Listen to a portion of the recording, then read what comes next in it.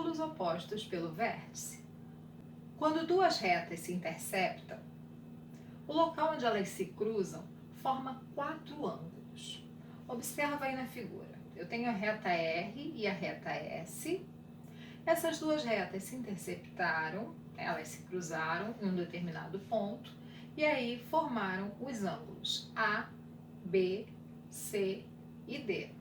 O ponto de interseção dessas duas retas é o vértice desses 4 ângulos.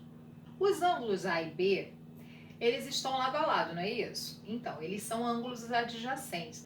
A gente já viu que ângulos adjacentes são aqueles que estão lado a lado, que possuem o mesmo vértice e um lado em comum. Então, a gente tem aí que os ângulos A e B são adjacentes. E o que mais que a gente pode ver daí? Se vocês observarem, os ângulos A e B, eles formam um ângulo raso, que é um ângulo de 180 graus. Juntos, os dois formam esse ângulo de 180 graus, então eles são suplementares.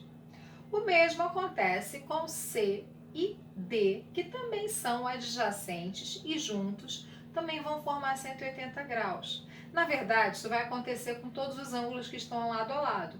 Isso vai acontecer com A e B, como eu já falei, mas também vai acontecer com A e D, com B e C.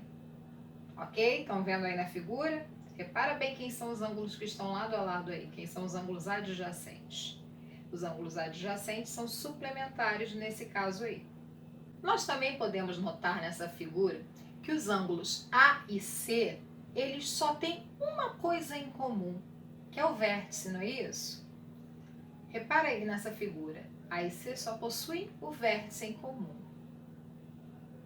Então, a gente diz que A e C são ângulos opostos pelo vértice.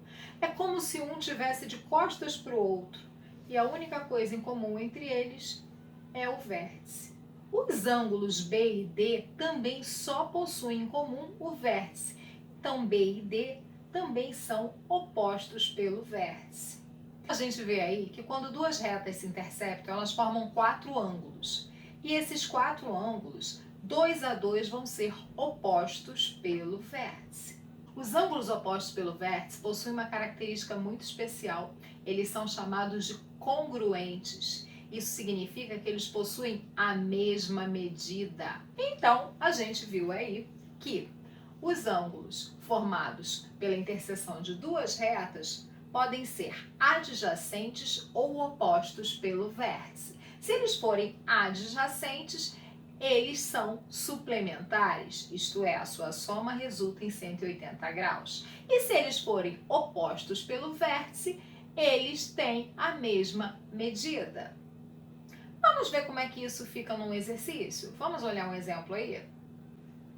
Calcule a medida dos ângulos na figura.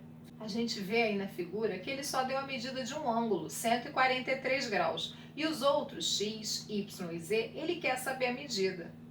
Então, como é que a gente faz? Bom, primeiro passo. A gente sabe que os ângulos de 143 graus e x, eles são adjacentes. Se eles são adjacentes, eles são suplementares. Então, a gente pode montar a seguinte equação. X mais 143 graus é igual a 180 graus. X é igual a 180 graus menos 143 graus. Ficou menos porque o 143 mudou de lado e mudou de sinal. Então, agora x é igual, 180 graus menos 143 graus, 37 graus. Então, a gente descobriu o valor de x, que é 37 graus. Bom, se x mede 37 graus, a gente pode reparar aí na figura que o ângulo Z é oposto pelo vértice a x.